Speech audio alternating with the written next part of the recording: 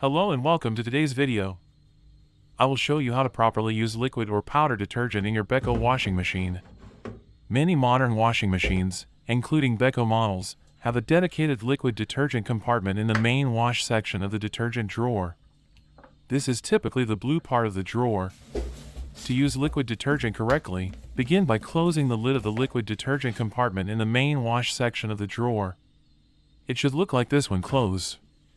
Next, pour the liquid detergent into this compartment.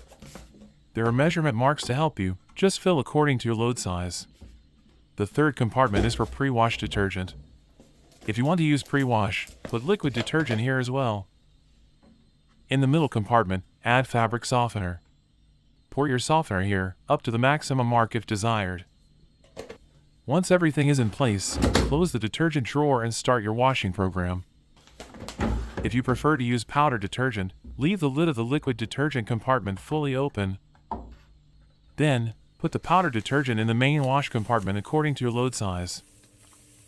As before, add fabric softener in the middle compartment up to the maximum mark or as needed. For pre-wash powder detergent, use the third compartment. Finally, close the drawer and start your washing program. That's it. Thank you for watching.